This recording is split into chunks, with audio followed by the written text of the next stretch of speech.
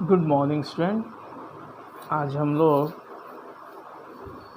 अपने 10th class के हिंदी पाठ्यपुस्तक गोदली भाग 2 के काव्य खंड से पद संख्या 2 जो रसखान के द्वारा रचित है,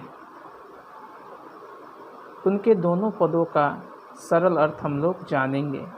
नोट के माध्यम से आपको अर्थ भेज दिया गया है। बोला गया था आपको इसका वीडियो दिया जाएगा, तो जो वीडियो इस प्रकार है। तो पहले हम इसकी काव्य विशेषताओं को ध्यान देंगे, उसके बाद कवि परिचय को जानेंगे, फिर दोनों पद का सरल अर्थ को जानेंगे और समझेंगे। तो काव्य विशेषताओं में बताया गया है कि रसखान ने कृष्ण भक्ति में सरोवर थे, यानी डूबे हुए रहते थे, अपनी काव्य रचना की है। उसमें वह डूबकर कृष्ण भक्ति के रूप में काव्य रचना की है। इन्होंने कृष्ण से संबंध प्रत्येक विषय पर अपने अटूट प्रेम, जो बिना टूटे हुए और अलौकिक प्रतिभा का परिचय दिया है। इनकी रचना का वर्णन है कृष्ण का रूप, सौंदर्य, वेशभूषा, मुरली और बाल क्रीड़ाएँ। कविता के परिचय के रूप में बताया जाता है कि यह जो प्रस्तुत पाठ में रसखान 2 पद में संकलित किए हैं कविता को। प्रथम पद दोहे में सोरठा छंद में है। तो जैसा कि आपको बताया गया है कि सोरठा क्या है, जो नोट के माध्यम से मैं आपको दे दिया हूँ लिख के। ऐसे एक बार जानकारी के लिए मैं आपको फिर से बता दूँ, सोरठा एक मात्रिक छंद है। यह दोहा का ठीक उल्टा होता है। इसके विषम चरण में 11 मात्राएं हैं और सब चरणों में द्वितीय तथा चतुर्थ चरण में 13 मात्राएं होती हैं। विषम चरणों के अंत में एक गुरु और एक लघु मात्रा का होना आवश्यक है। जैसे है, जो सुमिरत सिद्धि होई गणनायक कविवर वदन, कहूँ अनुग्रह सोई बुद्धि राशि सु गुण सदन। दूसरे में है, इसमें राधा के मनोहर रूप पर कवि के रसिक हृदय की रीझ, यानी उनके द्वारा जो रीझ है, झुकाव है, तो सवैया छंद में रचित दूसरे पद में कृष्ण तथा ब्रज के प्रति कवि हार्दिक उद्गार खुशी को प्रकट करते हैं। वह हर स्थिति में ब्रज में ही जीना चाहते हैं, यानी ब्रज भूमि में वह रहना चाहते हैं। तो एक काव्यता की विशेषताएँ थी कुछ, और कुछ कवि परिचय। अब हम लोग पद की ओर बढ़ते हैं। तो पहला पद है, प्रेम ऐनी श्री राधिका प्रेम बरन नंद नंद, प्रेम वाटिका के देव माली मालिन द्वंद, मोहन छवि रसखानी लखी अब दीर्घ अपने नाही, अंचे आवत धनुष से छूटे सर से जाही, मोमन मानिक ले गयो चित चोर नंद, अब बेमन में क्या करूँ परी फेर के फंद, प्रीतम नंद किशोर जादिन में नैनी लगिय, मन पावन चित चोर पलक ओट नहीं करी शाको। तो पहला पद है, पहले पद के सरलार्थ को हम लोग जानेंगे। तो प्रस्तुत पद कवि रसखान द्वारा लिखित प्रेम वाटिका नामक काव्य से लिया गया है। इसमें कवि ने कृष्ण प्रेम का वर्णन किया है। राधिका प्रेम का खजाना है, श्री कृष्ण प्रेम के स्वरूप है, यानी राधिका जो है, प्रेमिका जो उनकी है, वह प्रेम का खजाना है, और श्री कृष्ण क्या है, ये प्रेम के स्वरूप हैं। दोनों प्रेम रूपी वाटिका के माली मालिन के समान हैं। जिस तरह एक माली और मालिन अपने बगीचे को, फुलवारी को सजाता है, उसमें उगते हुए फूल को संवारता है, संजोगता है, उसी तरह ये दोनों प्रेम रूपी, यानी प्रेम के सागर हैं, प्रेम रूपी जो बगीचा है, वाटिका है, उसके देखभाल करने वाले माली और मालिन के समान हैं। अर्थात कृष्ण जी माली हैं और राधिका मालिन हैं, यानी बगीचा को सींचने वाले हैं। जिस प्रकार मालिन अपने बगीचे की देखभाल करती है, उसी प्रकार राधा और कृष्ण अपने भक्तों की। रसखान को मोहन को ऐसी छवि हृदय में उतरी कि उनके नयन अब अपने नहीं हैं, यानी उनके जो नयन हैं, आँख हैं, अब वो उनके अपने नहीं रह गए हैं, वह किसके हो गए हैं? कृष्ण के हो गए हैं। जब से उनको देखा है हर क्षण उन्हीं के प्रेम में डूबा रहता है। यानी राधिका राधा कहती है, जब से उनको मैंने देखी है, मेरा मन, तन, बदन, हृदय, आँखें सब उनके रह गए हैं। सारा सब चीज़ मैं उन पर निछावर कर चुकी हूँ। उनके बिना जीना दुर्लभ है, उनके बिना मन ही नहीं लगता है, दिल ही नहीं लगता है।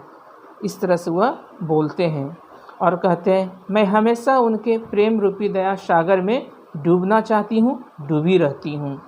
जिस तरह तीर धनुष से छूटता है तो वापस नहीं आता है, उसी तरह जब से रसखान श्री कृष्ण को देखे हैं तब से उनके नयन वापस नहीं आ रहे हैं। और रसखान के बारे में बताया गया है, जिस तरह तीर धनुष से अगर छूट जाता है तो वो वापस लौटना नामुमकिन है, उसी तरह रसखान भी श्री कृष्ण को देखते रहना चाहते हैं। आगे है, मेरे मन को श्री कृष्ण ने चुरा लिया है, जिस कारण मैं प्रेम जाल में पूरी तरह फंस गया। रसखान अपनी विवस्था प्रकट करते हुए कहते हैं, जिस दिन से उनके दर्शन हुए उसने उनका मन चुरा लिया। फलतः हर क्षण श्री कृष्ण एवं राधा के रूप सौंदर्य को बिना पलक झपकाए देखते रहना चाहते हैं, अर्थात कृष्ण को खोज रहे हैं मेरे नयन। ये था पहला पद का। दूसरे पद के बारे में बताया गया है कि करील के कुंजर ऊपर वैरो, या लकुटी अरूप कामरिया पर राज तिहु पर की तजी डारो। आठों सिद्धि नवो निधि को सुख नन की गाय चराए विशारो। रस खानी कवे इन आखिन सौ ब्रज के बनबाग तड़ाग निहारो। कोटि करो कलधौत के धाम करील के कुंजन ऊपर वारो। तो इस पद में, दूसरा पद में कवि ने श्री कृष्ण के प्रति अपना अनोखा प्रेम तथा भक्ति को प्रकट किया है। कवि कृष्ण भक्त हैं। अपनी हार्दिक इच्छा प्रकट करते हुए कहते हैं कि श्री कृष्ण की लाठी एवं कंबल मिल जाए तो वह तीनों लोक के राज्य का त्याग कर देंगे।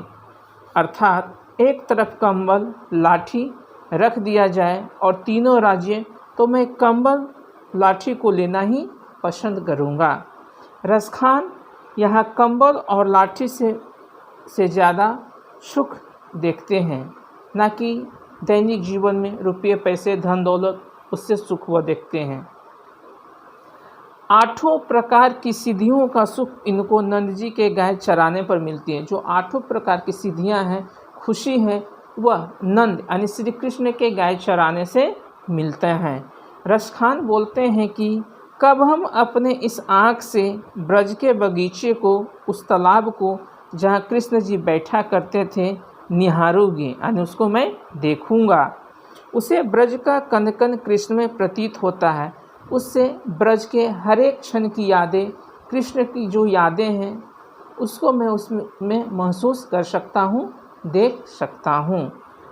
वह वहीं निवास करना चाहते हैं और यह सब देखकर वह बोला गया है, रसखाने के वही आँखों सो ब्रज बन तड़ाग निहारो। वह उसी तड़ाग यानी तालाब के किनारे की जो यादें हैं उसको देखना चाहते हैं। कोटि करो कलधौत के धाम करील के कुंजन ऊपर बारो। वह वहीं निवास करना चाहते हैं ताकि उसका यह नर जीवन धन्य हो सके। और यह पद की भाषा जो है वह ब्रज भाषा में है, सवैया छंद है और रस के रूप में बोला जाए तो यह शांत रस है। तो इस तरह से आप रसखान के द्वारा रचित दोनों पद को, जो सरल अर्थ है, उसको हम लोगों ने इस वीडियो के माध्यम से जाना।